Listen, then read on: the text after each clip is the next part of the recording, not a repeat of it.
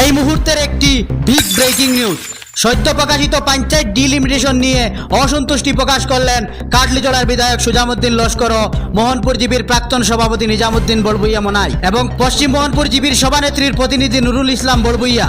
2024-এর সদ্য প্রকাশিত পঞ্চায়েত ডিলিমিটেশনের খচখড়া প্রকাশ হওয়ার পর এই লিস্টে বিসঙ্গতিভাবে তৈরি করা হয়েছে বলে জানান পঞ্চায়েত প্রতিনিধিরা এবং সেই বিষয়ে হাইলাকান্দির জেলা পরিষদের সিওর কাছে একটি স্মারকপত্র প্রদান করেন।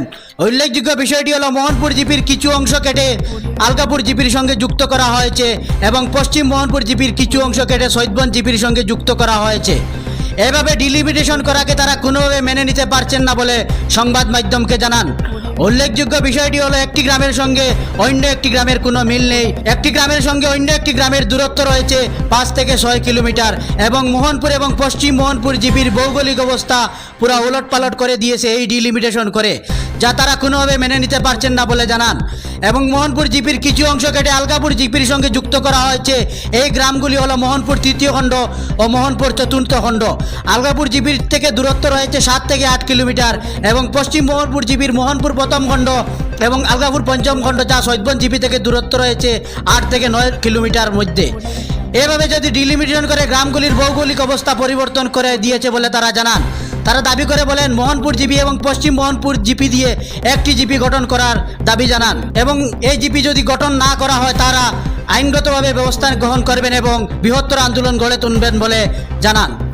ক্যামেরা পার্সন ফয়সল মজুমদারের সহযোগিতায় Minhaj Barbhuiya, report HKD TV। গতকাল একটা সভা হয়েছে ডিসির কনফারেন্স হলে অল পলিটিক্যাল পার্টি নিয়ে। এখানেও আমি কথা উঠিয়েছি যে আসাম সরকার যেটা SOP দিয়েছে সেই SOP মতো হাইলাকান্দি ডেলিমিটেশন খসড়ায় আমরা দেখতে পাইনি। তাই ফাইনাল যেটা ড্রাফট করা হবে তা যেন সংশোধন করে SOP মতো তৈরি করা হয়। হাইলাকান্দি জেলায় 2টা সমষ্টি বানানো হয়েছে, আলগাপুর, কাটলিচড়া ও হাইলাকান্দি। 2টার মধ্যে তারতম্য করা হয়েছে। হাইলাকান্দিতে 5-6 হাজার পপুলেশন দিয়ে জিপি গঠন করা হয়েছে আর আলগাপুর কাটলিচড়াতে 9 থেকে 12 হাজার পর্যন্ত পপুলেশন দিয়ে জিপি গড়া হয়েছে, যেখানে 62 জিপির মধ্যে 32টা গাঁও পঞ্চায়েত আলগাপুর কাটলিচড়াকে দেওয়া হয়েছে আর হাইলাকান্দিকে হাইলাকান্দি টাউন বাদ দিয়েও তারপরেও 30টা গাঁও পঞ্চায়েত গঠন করা হয়েছে।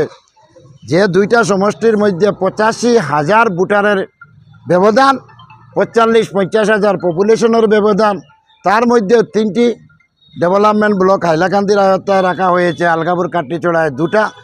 আমাদের দাবি হচ্ছে হাইলাকান্দি জেলার সরকারের SOP মতো যেটা তৈরি হতে হয় সেটা হয়নি। কিভাবে হয়েছে আমি জানি না। ফাইনাল সিট যখন বাইর হবে তখন উপলব্ধি করা যাবে যে SOP মানা হয়েছে কি না। আর এখন বর্তমান দাবি হচ্ছে আমাদের 3টা ডেভেলপমেন্ট ব্লক লাগবে আর পপুলেশন 2টা সমষ্টির 500, 200, 400 হাজার বেশ কম হতে পারে, 2000, 4000, 5000 বেশ কমে এই যে গঠন করা হয়েছে তা আমরা কোনো অবস্থায় মানে নেইনি। জেলা পরিষদের দিকেও এইভাবে তারতম্য করা হয়েছে। আলগাপুর কাটলিচড়া 80-90 হাজার ভোটার দিয়ে জেলা পরিষদ গঠন করা হয়েছে, হাইলাকান্দিতে 30-40 হাজার ভোটার দিয়ে গঠন করা হয়েছে। যে এই 2টা সমষ্টির যে ব্যবধান হয়েছে একই জেলার মধ্যে, তা কোনো অবস্থায় হাইলাকান্দির জেলাবাসী মেনে নিচ্ছেন না। আজকে দেখেন মোহনপুর যেটা জিপি ছিল তারও কমপ্লেন আসতেছে। প্রায় 62 জিপির মধ্যে 40টি জিপির কমপ্লেন আসতেছে।